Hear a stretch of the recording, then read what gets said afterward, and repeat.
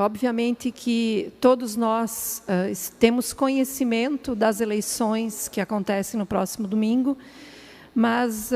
muito preocupada com esse processo e o desvirtuamento desse processo. Quando me perguntaram quem eu apoiava para Conselho Tutelar, eu coloquei apenas o seguinte, sem citar nomes,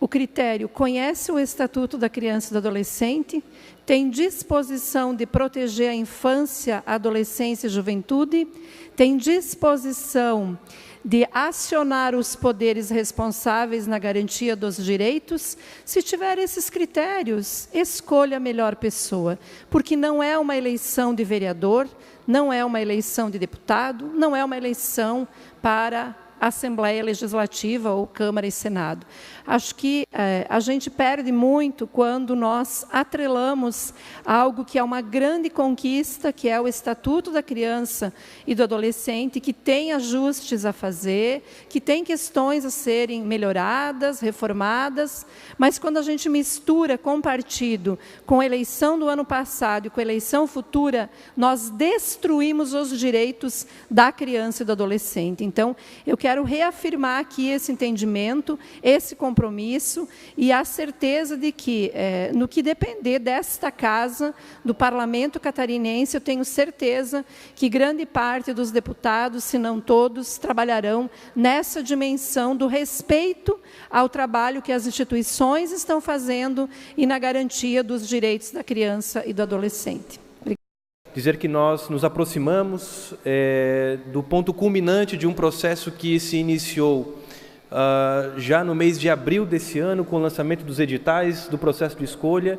e no próximo domingo, no dia 6 de outubro, haverá então em todos os municípios do Brasil e, por consequência, em todos os 295 municípios de Santa Catarina, o dia da votação, da eleição para os conselheiros tutelares em Santa Catarina. Serão mais de 1.500 conselheiros que serão eleitos ou reeleitos para zelar pelos direitos das crianças e dos adolescentes em todo o território catarinense. E é por isso, neste momento, que, mais uma vez, esta parceria que o Ministério Público desenvolve com a Assembleia Legislativa é tão importante para que a gente possa esclarecer à população qual é, de fato, a real função dos conselheiros tutelares e, para além disso, para que a gente possa também estimular a comunidade, estimular as pessoas, os eleitores, para que no próximo domingo compareçam às urnas e que a gente tenha, então, também, como é feito nas eleições gerais, um amplo comparecimento da população e que a gente tenha, então, a eleição dos melhores conselheiros tutelares no estado de Santa Catarina. Aqui no estado, nós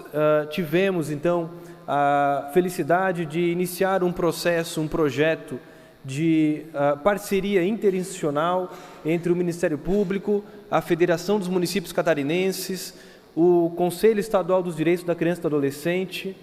a Associação Catarinense dos Conselheiros Tutelares e a Secretaria de Estado do Desenvolvimento Social, que, em parceria com o Tribunal Regional Eleitoral,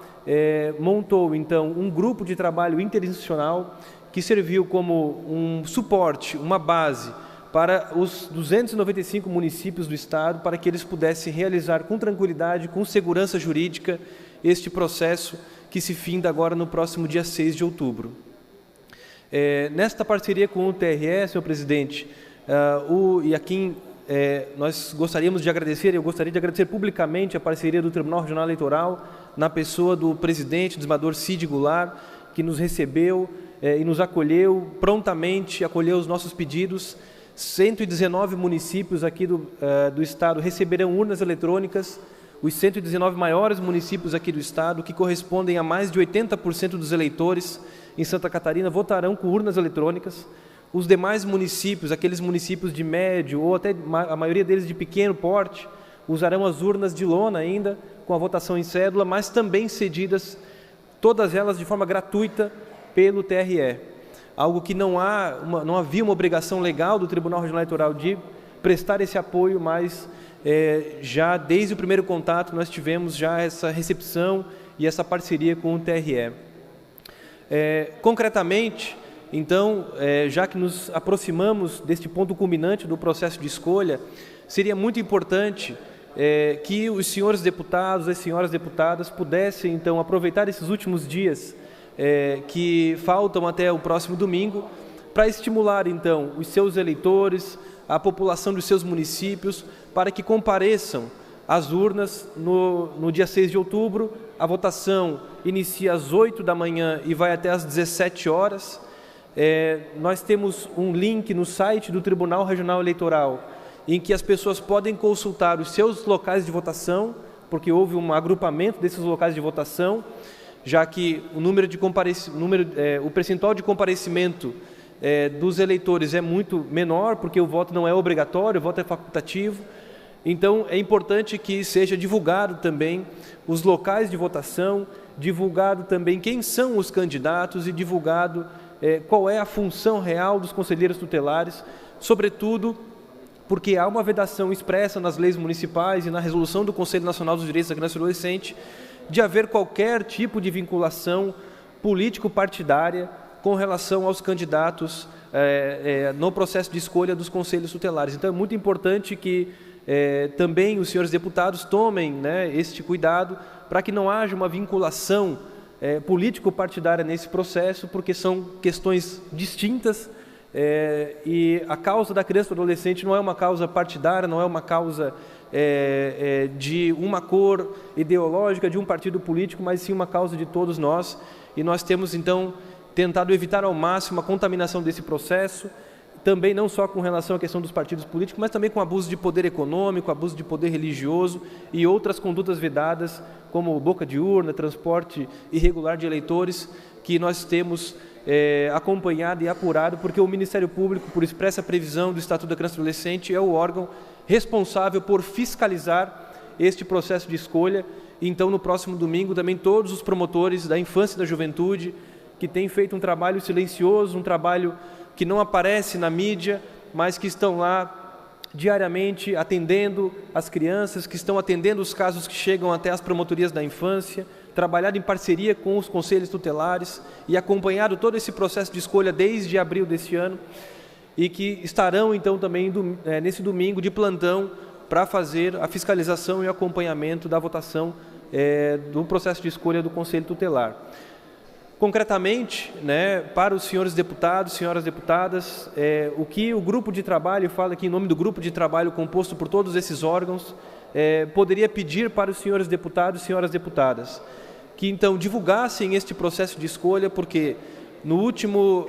processo de escolha, na última eleição em 2015, que foi a primeira, esse é o segundo processo unificado em todo o território nacional, em razão de uma alteração do Estatuto da Criança e do Adolescente,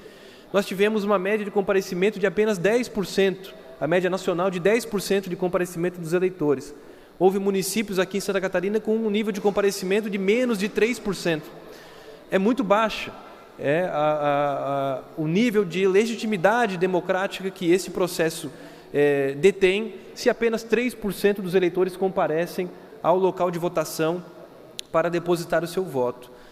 Então, seria muito importante que os senhores deputados e senhoras deputadas, então, estimulassem por meio das redes sociais, estimulassem nas suas bases eleitorais o comparecimento, sem qualquer tipo de vinculação político-partidária, mas o comparecimento dos eleitores nesse domingo. Todo o material da campanha está disponível, deixei aqui à disposição da equipe aqui